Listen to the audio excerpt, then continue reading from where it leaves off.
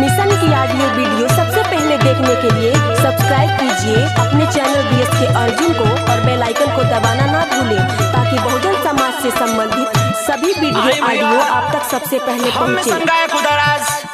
आप सबके बीच में घनश्याम भैया रिकॉर्डिस्ट आजमगढ़ से घनश्याम भैया के देखरेख में रिकॉर्डिंग हो रहा बा और हमरे सब कलाकार बिंजू पे हमरे दुर्ग विजय भाई, ढोल पे हमरे छोटू भैया और हारमोनियम पे हमरे सौरभ भैया बैठल बाड़े और इस सब लोग हमारे साथ दे रहा बाड़े। सब कलाकार की तरफ से आप सबके जय भीम नमो बुद्धाय।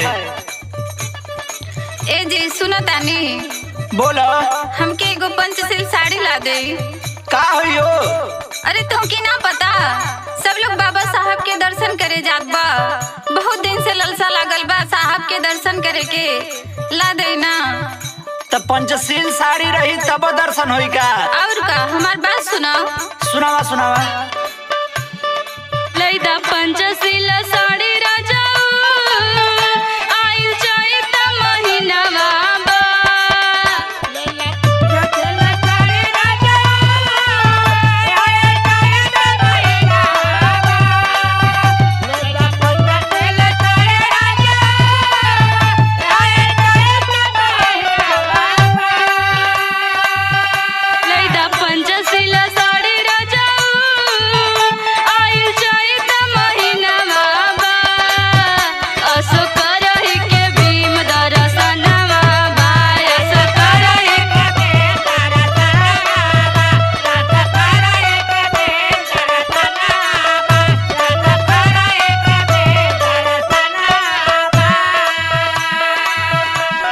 अच्छा ये बतावा, बोला कि जब पंचशील साड़ी मिली तब बाबा साहब के दर्शन हुई का? और का ओकरे पहले भी दर्शन ना हुई? सब लोग साड़ी पहन के जाई, हम वैसे जाई। तो कैसे तोहरे श्रद्धा लगल हो कि पंचशील साड़ी चाहिए और बाबा साहब के दर्शन करे के बाद? मिशन आगे बढ़ाता ना, उहे देख के श्रद्धा लग गइल बा। अच्छा ऐसो ना, सुनावा। सुना हमार बात बतावत है। अरे दर्शन करे के गोरी दिल में श्रद्धा सजावलू हो।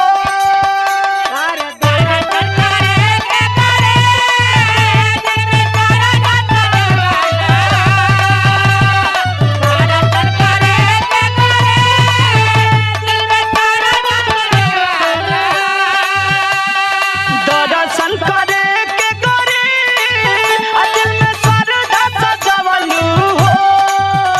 रानी दिलवा के बतिया बतावलू हो।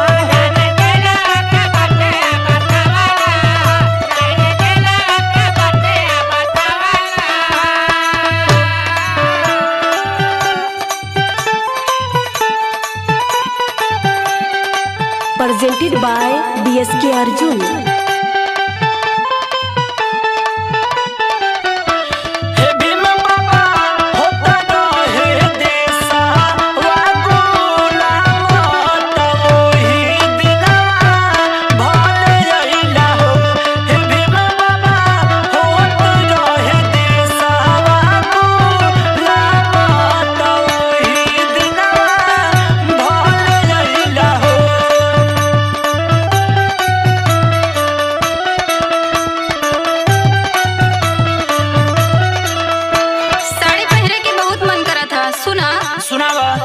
पहिरे के साड़ी करे चलब पूजनिया, बौद्ध धर्म ले करब भजनिया।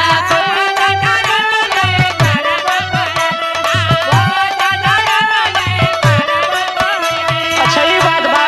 और का, तो जब साड़ी पहिरबू तब चलबू ना मनबू? नहीं हो।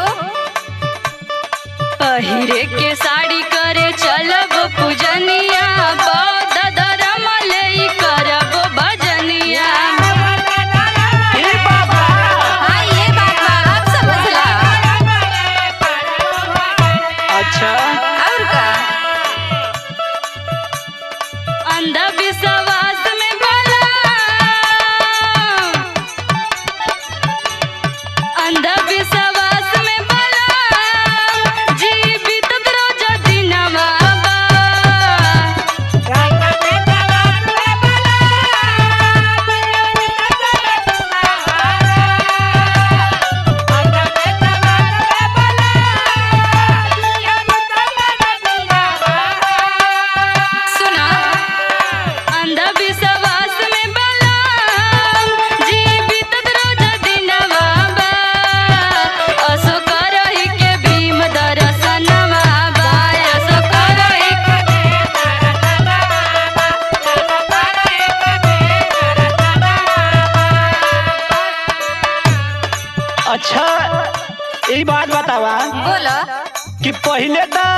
बड़ा देवी देवता आ ढोंग पाखंड के तो छोड़ता न रहलू।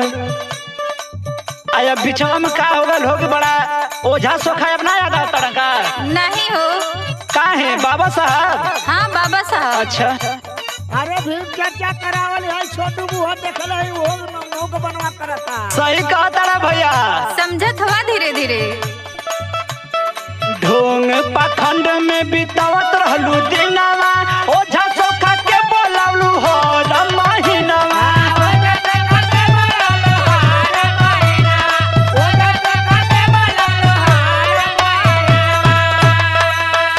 और ढोंग पाखंड में बिताई दिहलू दिनवा, ओझा सोखा के बोलावलू हो महीनवा।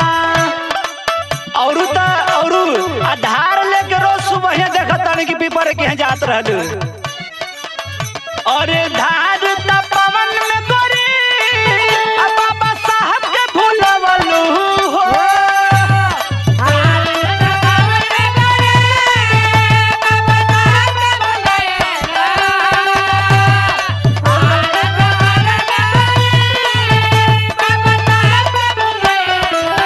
और धार त पवन में गोरी आ बाबा साहब के भूलवलू हो। रानी दिलवा के बतिया बतवलू हो।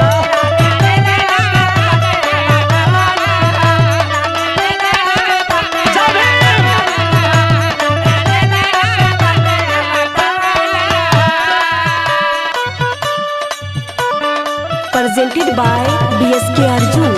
रमाबाई पाथी पाथी गोइठावा भीम के विदेशवा पढ़वली ना।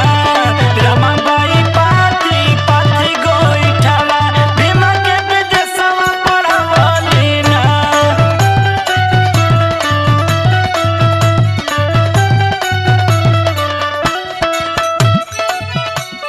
चलो ठीक हो, अब से ऐसा गलती ना होई। सुना सुनावा सुनावा। 22 प्रतिज्ञा वाला खइबो कसमवा, कबहू न मंदिर में जइबो सजनवा।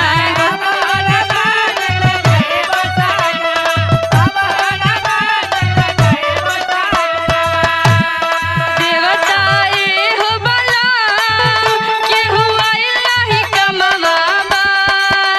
देवी देवता एहो बला, केहू आइल नाही कमवा बा। असो करहि के भीम दर्शनवा बा। असो करहि